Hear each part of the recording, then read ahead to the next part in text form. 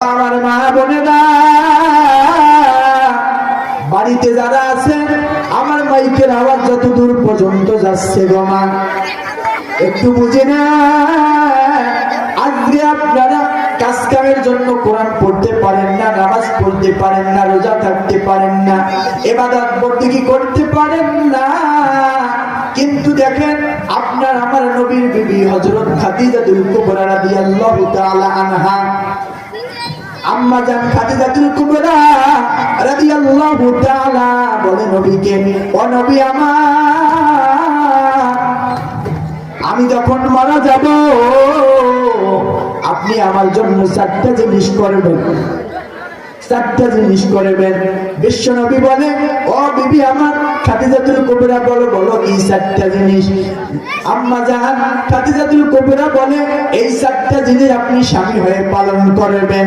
নবীজি বলে, ও বিবি আমার বলো বলো বলো রে, কি চারটা জিনিস? এক নাম্বার হলো খাদিজাতুল কুবরা রাদিয়াল্লাহু তাআলা বলে, ও নবী আমার, আমি যখন মারা যাব আপনার গায়ের জুব্বা মুবারকে আমাকে পরাইয়া দাফন করে দিয়া দিবেন। দুই নাম্বার হলো যেইখানে কবর দিবেন ওই কবরে আপনি একটু হাঁটাহাঁটি করিবেন। তিন নাম্বার হলো আমাকে যখন কবরে নামাবেন ওই কবরে আপনি সর্বপ্রথম আগে নামিবেন। চার নাম্বার হলো সবাই যখন আমাকে দাফন করে নিজ নিজ বাড়িতে চলে যাবে, আপনি যাবেন না নবী, যাবেন না। আমি খাদিজা যদি কবরে ধরা খেয়ে যাই আপনি নবী হয়ে আমার জন্য সাক্ষী দিবেন। নবীজি যখন এই চারটি কথা শুনিল, এই চারটি কথা শোনার পর নবীজি জিজ্ঞাসা করে, ও খাদিজা আমার, এক নাম্বার কারণ আমার গায়ের জুব্বা মুবারক তোমার গায়ে পড়লে হবেটা কি লাভ?